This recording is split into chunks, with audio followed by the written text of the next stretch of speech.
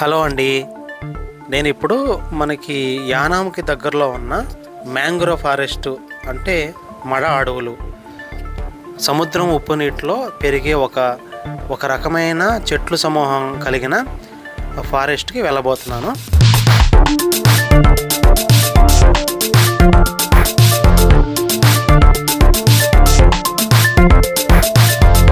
ఈ ఫారెస్ట్ విశేషాలు ఏంటంటే ఇవి ఓన్లీ ఉప్పు నీటిలోనే పెరిగే చెట్లు అనమాట.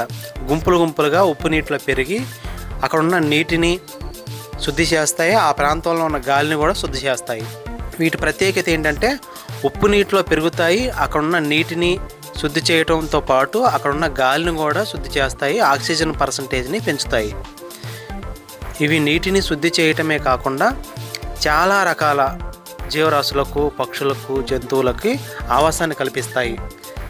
వీటి ప్రత్యేకత ఏంటంటే సముద్రం నుంచి వచ్చే తుఫాన్ల వల్ల కానీ, సముద్రం నీటి ప్రవాహం వలన వచ్చే తాకిడి వలన కానీ భూమి అనేది కోతకు గురి కాకుండా చాలా దృఢంగా ఉండటానికి ఈ మ్యాంగ్రోవ్ ఫారెస్ట్లు అనేవి ప్రధానమైన కారణం. ఇవి యానాం నుండి ఒక 10 కిలోమీటర్ల దూరంలో ఉంటాయి. ఆంధ్రప్రదేశ్ ప్రభుత్వం దీన్ని కూడా ఒక పర్యాటక కేంద్రంగా తీర్చిదిద్దింది. కొన్ని వేల కోట్ల రూపాయలు ఖర్చు పెట్టి ఈ మ్యాంగ్రోవ్ ఫారెస్ట్లో నడవటానికి అవసరమైన చిన్న చెక్కలతో నిర్మించిన రహదారిని వేశారు. ఆ చెక్కల ద్వారా ముందుకెళ్ళిన తర్వాత కొంత దూరం వెళ్ళిన తర్వాత పర్యాటకులు ఎవరున్నారో వారికి బోటు రూపంలో ఈ మ్యాంగ్రోవ్ ఫారెస్ట్ అంతా తిప్పి చూపించడానికి అవకాశం కల్పించారు. కానీ ఇక్కడ బోటుకి సపరేట్ టికెట్ ఉంటుంది, ప్లస్ ఎంట్రన్స్ టికెట్ ఉంటుంది. 2 టికెట్లు ఉంటాయండి. ఎంట్రన్స్లో అయితే 30 రూపాయల టికెట్ తీసుకొని మనం ఎంట్రన్స్ లోనికి వెళ్ళాల్సి ఉంటుంది. కొంత దూరం వెళ్ళిన తర్వాత బోటు ఉంటుంది.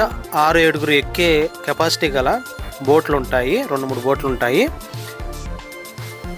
అది ఒక్కొక్క బోటు 600 రూపాయలు ఛార్జ్ చేస్తారు. ఎక్కువ మంది గ్రూప్గా వెళ్ళినట్టయితే అది కలిసి వస్తుంది. లేదు ఒకళ్ళిద్దరు వెళ్ళినట్టయితే 600 రూపాయలు ఒక్కళ్ళే, ఆ ఇద్దరే పే చేసి తిరగాల్సి ఉంటుంది. ఈ చెక్కలతో నిర్మించిన వంతెనలు అనేవి మ్యాంగ్రోవ్ ఫారెస్ట్లో పూర్తిగా వ్యాపించి ఉన్నాయి.